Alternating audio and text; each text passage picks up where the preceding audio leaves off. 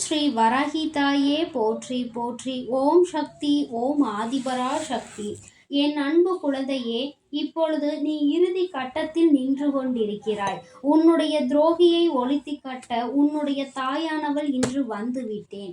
என் பிள்ளையே, உன்னுடைய வாழ்க்கையில் நடக்க இருக்கின்ற சில விஷயங்களை உனக்கு முன்பே தெரிவிப்பதற்காக தான் இன்று உன் தாயானவள் நான் வந்திருக்கின்றேன்.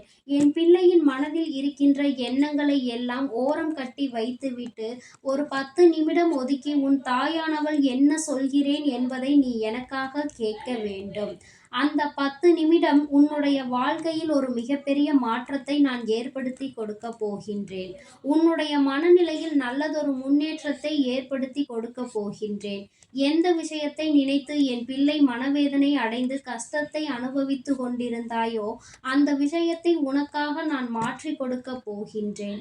சோதனையும் துரோகமும் வாழ்க்கையில் நீ சந்தித்த எதிரிகளும் மீண்டும் மறக்க முடியாத அளவிற்கு பல காயங்களை தந்திருக்கின்றார்கள். இதையெல்லாம் நினைக்கும் பொழுது என் பிள்ளைக்கு இந்த வாழ்க்கையின் மீது வெறுப்புதான் வந்திருந்தது. ஆனாலும் தெய்வத்தின் மீது கொண்ட நம்பிக்கை இந்த வாழ்க்கை நமக்கு நிச்சயமாக நல்லதை கொடுக்கும் என்கின்ற எண்ணத்தை உனக்கு கொடுத்திருக்கின்றது. என் பிள்ளையே, இந்த எண்ணம் உனக்கு நிலை பெற்றிருக்க வேண்டும். உன் வாழ்க்கையில் இது நல்லபடியாக நடக்க வேண்டும். என் தங்கமே, எப்பொழுது இந்த வாழ்க்கையில் நீ செய்ய நினைக்கின்ற விஷயங்கள் ஒவ்வொன்றும் உனக்கானதாக மாறுகின்றதோ அப்பொழுது எல்லாம் என் குழந்தையே, நீ இந்த வாழ்க்கையின் மீது மிக அன்பு கொண்டிருக்கின்றாய். என் குழந்தைக்கு வாழ்க்கையின் மீது இந்த அதிகபட்சமான அன்புதான் எப்படியும் இந்த வாழ்க்கை நம்மை கரை சேர்த்து விடும் என்கின்ற எண்ணத்தை உனக்கு கொடுத்திருந்தது.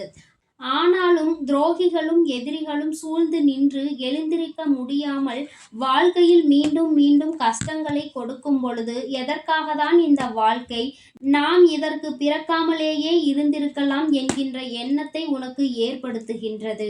என் தங்கமே, ஒரு விஷயம் உனக்கு புரிய வேண்டும்.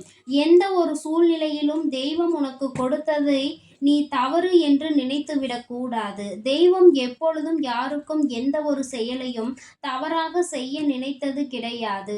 எல்லோருக்குமே ஏதோ ஒரு வகையில் நல்லதை தான் தெய்வம் கொடுத்திருக்கின்றது. என் தங்கமே, நீ நினைத்தது எல்லாம் இந்த வாழ்க்கையில் உனக்கு நடந்து விட்டதா இல்லையா என்று உற்று பார்த்தால் உனக்கே குழப்பம்தான். நடந்தும் நடக்காமலும் ஏதோ கிடந்தும் கிடக்காமலும் இருப்பது போன்ற ஒரு உணர்வு உனக்கு தோன்றும். என் பிள்ளையே, இந்த தாயானவள் உனக்கு என்ன சொல்ல வருகிறேன் என்பது தெரிகின்றதா? என் தங்கமே, இன்று உன் தாயானவள் உனக்கு ஒரு அதி முக்கியமான விஷயத்தை சொல்ல வந்திருக்கின்றேன்.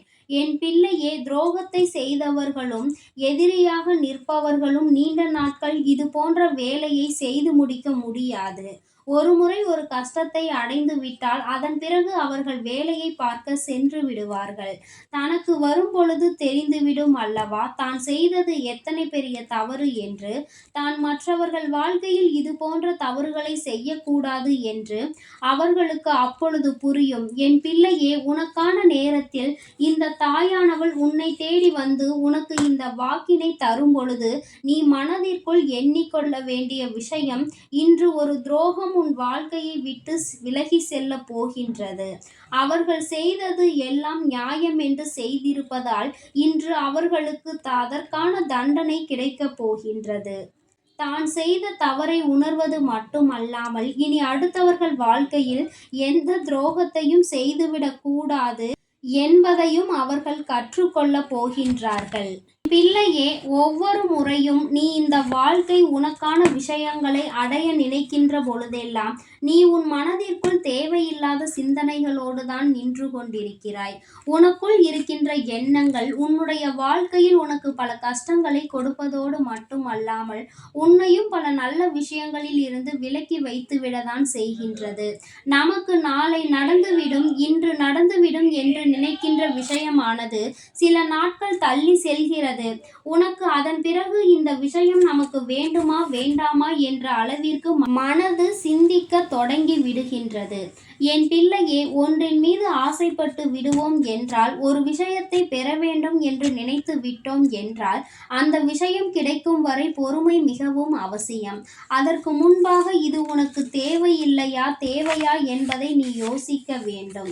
உன்னுடைய வாழ்க்கையில் உனக்கு ஏற்கனவே எல்லாவற்றையும் சரியாக நீ செய்கின்ற பட்சத்தில், இந்த துரோகங்கள் எதுவும் உனக்கு பெரிதாக தோன்றாது. அவர்கள் என்ன வேண்டுமானாலும் செய்துவிட்டு போகட்டும் என்கின்ற மனநிலைதான் உனக்கு இருந்து கொண்டிருக்கும். என் பிள்ளையே, துரோகங்களை செய்தவர்கள் வாழ்க்கையில் எப்பொழுதும் நன்றாக இருந்துவிட மாட்டார்கள். அவர்கள் நன்றாக இருந்து விட்டார்கள் என்ற சரித்திரம் கிடையாது. இன்று உன் வாழ்க்கையில் உனக்கு துரோகங்களை செய்தவர்கள் அங்கே சிரிக்கிறார்கள் என்றால், மிகப்பெரிய கஷ்டத்தை அனுபவிக்க அவர்கள் தயாராகி கொண்டிருக்கிறார்கள் என்பதை நீ புரிந்து கொள்ள வேண்டும். இன்னும் சில நாட்கள் கழித்து நீ பார்த்து சிரிக்க வேண்டிய சூழ்நிலை வரப்போகின்றது. அவர்கள் வாழ்க்கையில் அவர்கள் பட்ட கஷ்டங்கள் எல்லாம் உன் கண் முன்னால் மீண்டும் பெரிய கஷ்டமாக நடக்கப் போகின்றது. உனக்குள் ஒன்று வைத்துக்கொண்டு வெளியில் ஒன்றும் தெரியாதது போல அவர்கள் நடித்து கொண்டிருக்கின்றார்கள். உள்ளுக்குள் ஒன்று வைத்துக்கொண்டு வெளியில் ஒன்றும் தெரியாதது போல அவர்கள் நடித்து கொண்டிருக்கின்றார்கள். என் தங்கமே, ஆனால் உண்மை என்ன தெரியுமா? அவர்கள் அனுபவிக்கின்ற வேதனைகளை வெளிக்காட்டிக் கொள்ளாமல், அவர்கள் என்னவோ தனக்கு நடப்பது எல்லாம் நல்லது என்று நடித்து கொண்டிருப்பதை தான் உன் கண் முன்னால் இப்பொழுது உனக்கு வெளிச்சம் போட்டு காட்டிக் கொண்டிருக்கின்றார்கள். என் பிள்ளையே, எல்லா சூழ்நிலைகளிலும் வாழ்க்கை மாறும். அன்று உனக்கு காயங்களை கொடுத்தவர்களுக்கு தெய்வம் தண்டனையை கொடுக்கும். என் பிள்ளையே, எல்லாவற்றிற்கும் மேலாக இந்த வாழ்க்கையில் நீ அனுபவித்த சில சோதனைகள் எல்லாம் உன்னை விட்டு நீங்கிச் செல்லும். இந்த துரோகத்தை செய்தவர்கள் உன் காலில் விழுந்து மன்னிப்பு கேட்பார்கள். தான் செய்த தவறை உன்னிடத்தில் சொல்லி நிச்சயமாக அழுது புலம்புவார்கள்.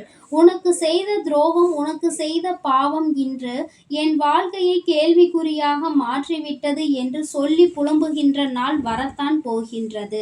என் பிள்ளை, நீயோ உன் வாழ்க்கையில் இதை எதிர்பார்க்கவில்லை என்றாலும் கூட, நமக்கு வாழ்க்கையிலேயே இது போன்ற சூழ்நிலைகள் வரும் என்று நீ சற்றும் சிந்தித்திருக்க மாட்டாய். உன்னுடன் இருப்பவர்கள் செய்வதுதானே துரோகம். உடன் இருந்து கொண்டே நமக்கு இது போன்று செய்வார்கள் என்று நீ ஒரு நாளும் எதிர்பார்த்தது கிடையாது.